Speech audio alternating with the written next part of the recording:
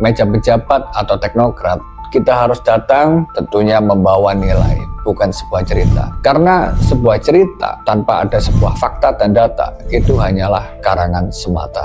Saya waktu itu pernah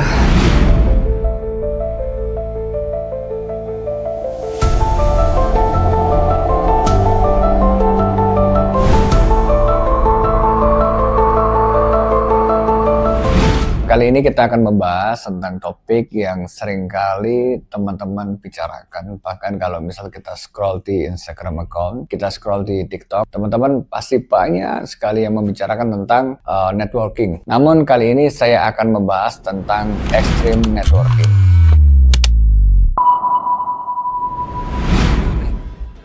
Is that your car on the lot? Yeah. It's a nice ride. Thanks, man. Donnie Azov. Hey, Jordan Belfort. How you Nice to doing? meet you. Yeah. You know, actually, I see that car around. I see it around a lot. Well, Yeah, I think we live in the same building. Oh, shit. Yeah. 12th floor? Yeah, what floor are you on? 4th floor. Yeah, two little kids. Right. Ugly wife. Yeah. You make a lot of money? Yeah, I do all right for myself. I'm trying to put it together. You got your fucking nice car.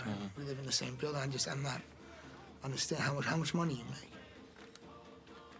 I don't know. 70,000 last month?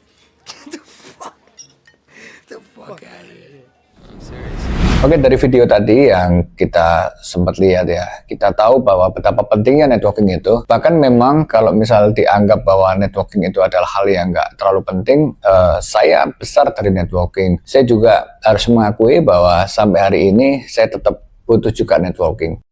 Networking kadang-kadang tidak berbicara mengenai masalah berapa banyak uang orang yang kemudian saya temui atau seberapa terkenal orang yang saya temui. Networking ini berbicara masalah visi dan misi. Tidak jarang saya juga ketemu dengan beberapa tokoh yang memang dia adalah ahli di bidangnya. Misal saya ketemu dengan tokoh yang memang kawan saya sangat hebat di bidang seperti pembuatan jurnal ya, pembuatan jurnal Scopus atau peneliti ataupun teman-teman dari influencer atau teman-teman apapun itu.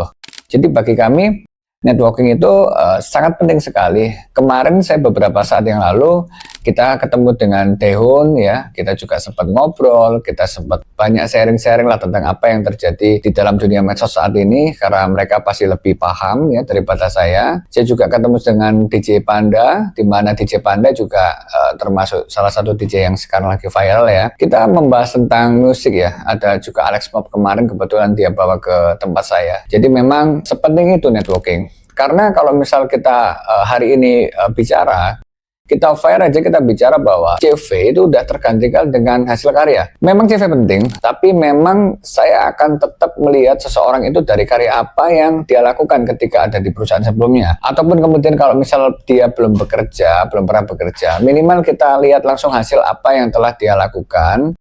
Pernah dia eksperimen masalah fotografer, videografer, desainer, ataupun dengan kemampuan search engine optimization atau apapun itu.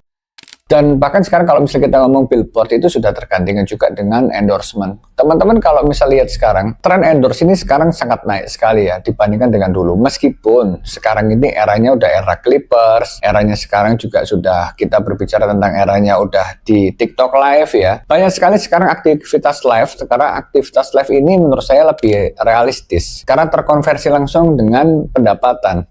Sudah terkonversi dengan pendapatan, juga dia terkonversi juga dengan engagement tentunya. Jadi bagi kami tentunya sangat penting ya, sangat penting untuk kita berbicara tentang monetisasi langsung. Dan kadang juga kita berguru dengan orang-orang yang memang anak-anak muda yang lebih bagus ya. Jadi kita mengacu kepada teori social capital di Pierre Bourdieu yang lahir pada 1930 ya. Dia seorang filsuf Prancis yang dikembangkan oleh Robert Putnam di tahun 1993 bahwa modal itu adalah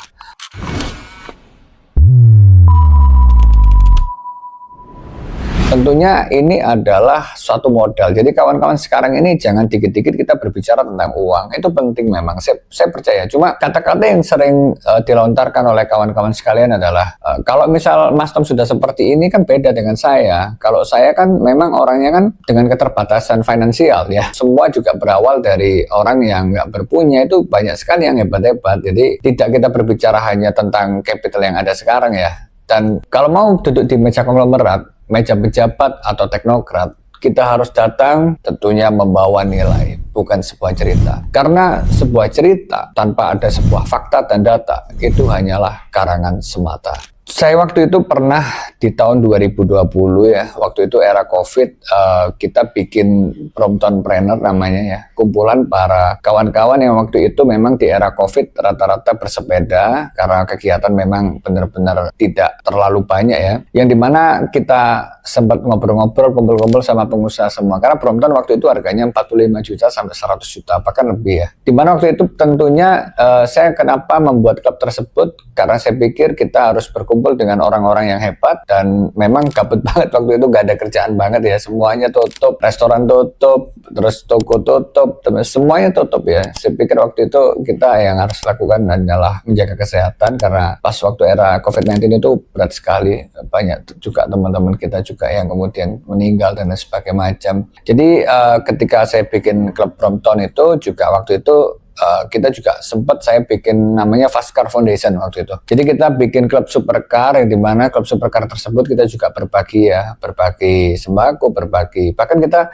waktu itu penggalangan dana untuk beli mobil rescue untuk teman-teman PDRT ya. Dan tentunya kalau misal berbicara dengan konteks komunitas lain yang pernah saya bentuk, ada waktu itu juga waktu di Entrepreneur versus Corona itu, saya juga bikin semacam gerakan kayak bagi-bagi masker gratis, facial dan lain sebagainya macam. Teman-teman pasti bertanya kan, di situ apa yang kita dapatkan? Tentunya yang kita dapatkan ya network gitu loh. Istri saya juga dulu pernah bikin namanya Venela ya, Female Entrepreneur Leadership waktu itu. Mengumpulkan juga para pengusaha all shop dan pengusaha-pengusaha reguler, yang dimana memang waktu itu kebetulan istri saya menjadi ketuanya. Dan tapi sekarang udah gak aktif lagi karena memang dengan berbagai kesibukan ya, itu fungsinya waktu itu menemukan banyak orang. Dan di klub tadi ya, jadi Fast Car Foundation, Bromptonpreneur, Entrepreneur Versus Corona, Venela, banyak sekali teman-teman yang akhirnya bisnis bareng ya. Kemudian bisnis barengnya berlanjut apa tidak itu ya memang urusan lain, tapi minimal kita mempertemukan satu orang dengan orang lain dalam satu komunitas. Dan faktanya konglomerat memang suka untuk membuat komunitas atau kemudian membuat suatu wadah filantropi ya. Kita tahu dari klub eksklusif dunia, jadi Donald Trump itu dia membuat Donald Trump Foundation dan Executive Branch ya. Memang mereka mengumpulkan beberapa konglomerat baik dari Amerika ataupun luar Amerika untuk kemudian mendiskusikan banyak hal tentang geografik, sosial, politik. Jack Ma pun ada, Jack Ma Foundation dan Tyson Club, yang dimana memang banyak sekali. Kalau kita ngomong tentang komunitas organisasi itu nggak ada matinya, karena di Indonesia juga saya juga ikut di MI, saya juga ikut di Kadin ya, saya juga ikut di klub-klub mobil supercar lainnya seperti BCI, Voci, kita juga ikut. Karena bagi kami memang ketika kita mau ketemu teman-teman yang satu frekuensi, ya memang di sanalah tempatnya yang pas. Tapi apakah kemudian harus seperti itu? Ya nggak juga. Itu versi kalian masing-masing. Contoh yang memanfaatkan networking dengan baik itu adalah Jeff Bezos ya. Dia resign di umur 30 tahunan ya, dari jabatan senior vice president ya. Pada waktu itu tahun 90-an dia melihat peluang bahwa pertumbuhan internet per tahun itu sampai 2.300. Karena pada waktu itu ya, 1995 Jeff Bezos dapat dana $1 juta ya dari 22 investor berkat networkingnya dia di Silicon Valley gitu loh. Pada waktu itu ada Nick Hanor dan Tom Alberg ya, yang mana di tahun 1996 dapat lagi 8 juta USD berkat networking juga Jeff Bezos. Ini tentunya dilakukan juga nggak cuma di Jeff Bezos, Jack Ma juga sama ya. Jack Ma juga sukses dapat investasi itu dari Alibaba itu ketika dia itu bangun relasi ke 17 temennya. Modal pertama waktu itu 60.000 USD ya, tapi kalau sekarang kita lihat ya teman-teman bisa lihat sendiri ya Jack Ma sekarang sekaya apa. Tentunya meskipun Jack Ma memang orangnya sekarang sudah banyak konglomerat baru ya, tentunya banyak sekali yang bisa kita pelajari dari mereka-mereka yang memanfaatkan networking dengan baik dan benar ya. Yang terpenting kita mengenal orang yang tepat dengan cara yang tulus pada waktu yang strategis, karena ada quotes yang seringkali mungkin teman-teman udah pernah dengar, yaitu your network is your network. Karena di studi Strength of Weakness Test di 1973 di Mark Granoffert, lebih dari 80% orang dapat pekerjaan itu dari kenalan, dan ada beberapa survei yang mengatakan bahwa lebih dari 50% kesuksesan karir ditentukan oleh networking. Jadi kalau misal kita bedah lagi ya teman-teman, saya masuk politik juga dulu berkat karena kawan saya waktu itu juga ada yang ngajak, awalnya teman main ngajak kita untuk ke partai, gabung ke partai. Waktu itu saya masih ingat betul, tahun 2022 waktu itu saya gabung Indonesia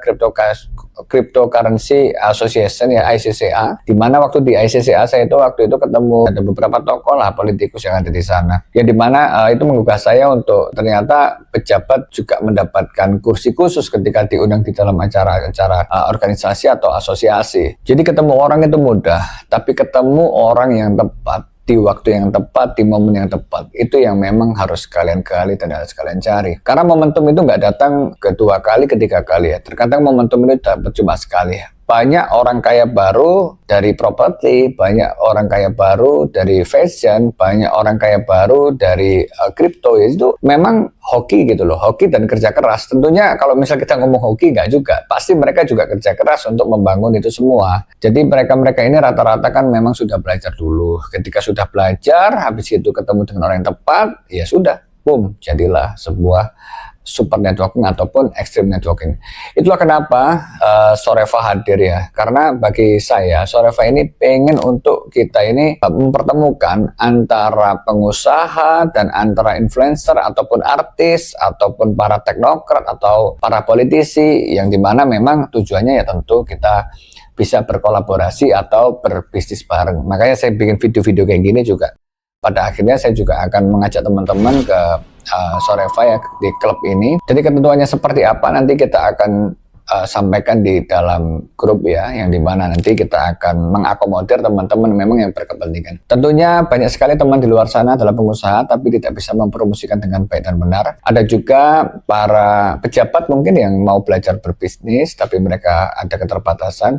Ada juga influencer yang mereka kesulitan dalam mendapatkan produk, maka di sini Soreva hadir. Jadi kawan-kawan semua, itulah video dari saya. Kurang lebih komen nanti pengen kontennya seperti apa sih kira-kira. Saya yakin konten ini ya kita doakan semoga bagus ya, semoga konten ini menjadi bermanfaat, tapi saya juga butuh masukan karena kita juga harus yakin bahwa konten-konten edukasi seperti ini tetap akan dibutuhkan dan akan bisa mengubah orang untuk menjadi lebih baik dan lebih baik lagi. Terima kasih.